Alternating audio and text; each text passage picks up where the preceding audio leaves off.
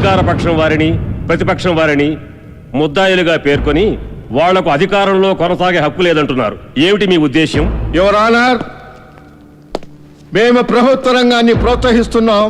మన భారతదేశంలో ఓడరేవులు చాలా ప్రసిద్ధమైనవి అని మీటింగులు చెప్పి మమ్మల్ని ఎంతో ఉత్సాహపరిచిన ఆనాటి మంత్రి గారు వీరిచ్చిన స్పీచ్ సార్ ఇది. Here is the cassette please.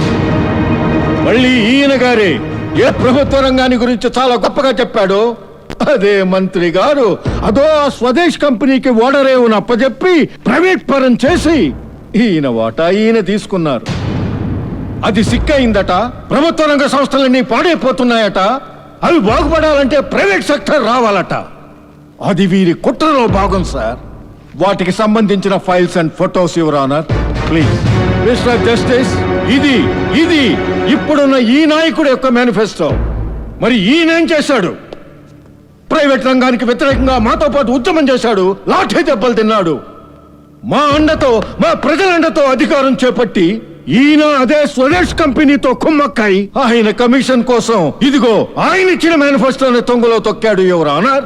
రాజ్యాంగాన్ని ఉల్లంఘించినందుకు వీరిద్దరికి ఏ శిక్ష విధిస్తారో విధించండి యువర్ ఆనర్.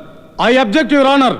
ఏదైనా చట్టం చేయవలనంటే అసెంబ్లీలోనో పార్లమెంట్లోనో 3/4 ఆమోదించినప్పుడే అది అమలు అవుతుంది. దాని కార్యాచరణలో పెట్టడమే వీళ్ళ విధి. యువర్ ఆనర్, ఏ రాష్ట్రమైనా అభివృద్ధి చెందాలంటే పెట్టుబడులను ప్రోత్సహించాలి, పరిశ్రమలను స్థాపించాలి. గత ప్రభుత్వం అయితేనేమి, ఈ ప్రభుత్వం అయితేనేమి అదే పని చేసింది యువర్ ఆనర్. రాష్ట్రాన్ని అభివృద్ధి చేయడం తప్ప your honour?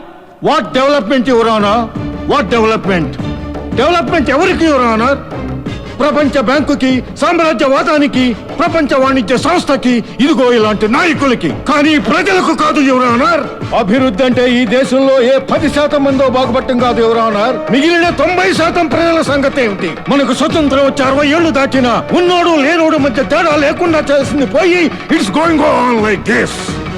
It's going on like this. If it goes on like this, we are going to face civil war, Your Honor. Keeping all these factors in view, please punish them according to Constitution Article 302.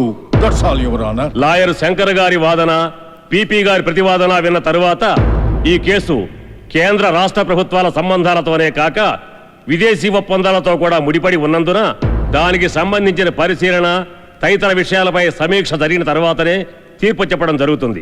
అంతవరకు ఈ కేసును వాయిదా వేయడమైనది.